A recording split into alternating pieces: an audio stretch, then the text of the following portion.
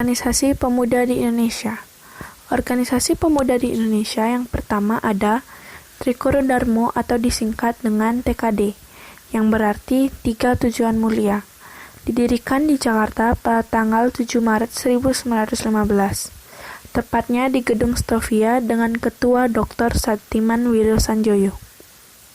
Perkumpulan ini beranggotakan pemuda-pemuda Jawa. Tujuan dan didirikannya Trikoro Darmo untuk mempersatukan para pelajar pribumi, menyuburkan minat pada kesenian dan bahasa nasional, serta memajukan pengetahuan umum untuk anggotanya.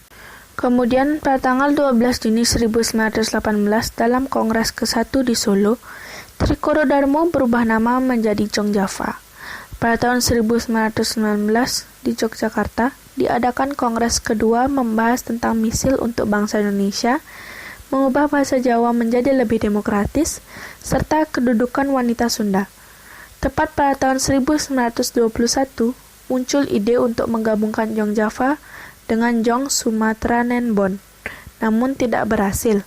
Kemudian diadakan Kongres ketiga pada pertengahan 1920 di Solo dan Kongres keempat pada tahun 1921 di Bandung.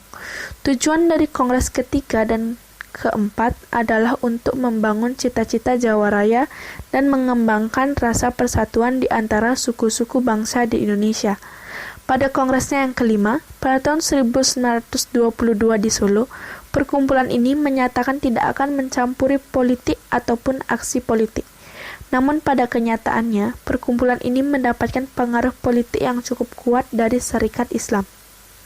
Sehingga pada kongresnya tahun 1924, beberapa tokoh yang berpegang teguh pada asas ajaran Islam keluar dari Jong Java dan membentuk Jong Islamiten Bond. Pada tahun 1928, organisasi ini siap bergabung dengan organisasi kepemudaan lainnya dan ketuanya Kuncoro Purbo Pranoto menegaskan kepada anggota bahwa pembubaran Jong Java semata-mata demi tanah air. Oleh karena itu, pada tanggal 27 Desember 1929, Jong Java pun bergabung dengan Indonesia Muda.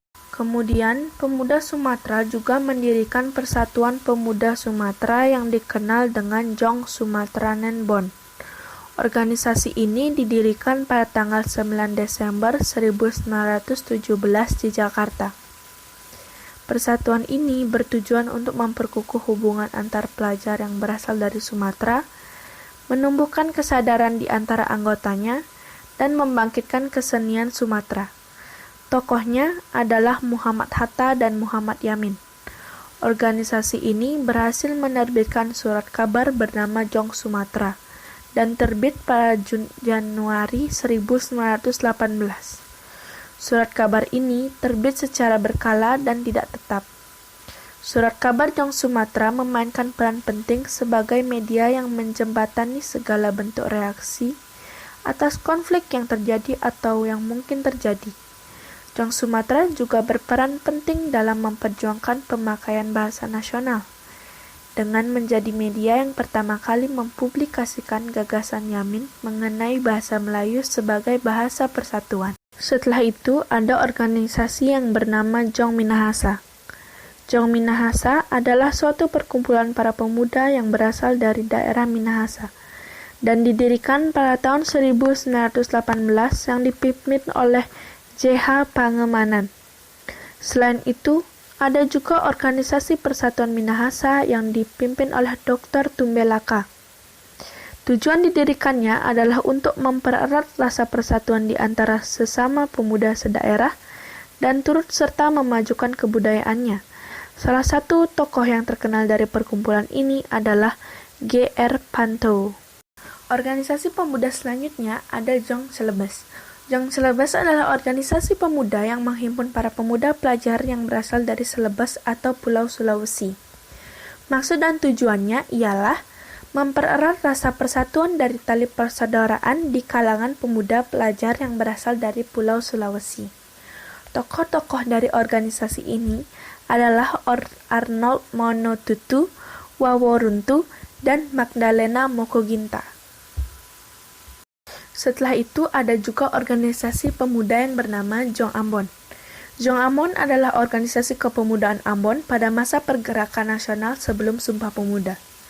Jong Ambon didirikan pada tahun 1918 oleh J. Kayadu. Maksud dan tujuan perkumpulan ini adalah menggalang persatuan dan mempererat tali persaudaraan di kalangan pemuda-pemuda yang berasal dari daerah Ambon. Salah satu tokoh Jong Ambon yang terkenal adalah Johannes Leimena.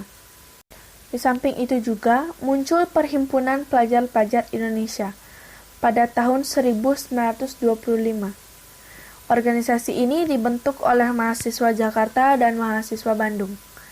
Tujuan dari organisasi Perhimpunan Pelajar-Pelajar Indonesia ini adalah kemerdekaan tanah air Indonesia Raya. Dan organisasi ini bersifat anti-imperialisme. Kemudian pada tanggal 30 April sampai 2 Mei 1926 diadakan Kongres Pemuda I yang dilaksanakan di Batavia. Kongres Pemuda I ini diketuai oleh Muhammad Tabrani. Meskipun dalam Kongres Pemuda I ini belum menghasilkan keputusan penting, namun setidaknya benih-benih kebangsaan dan nasionalisme sudah ditanamkan pada saat itu.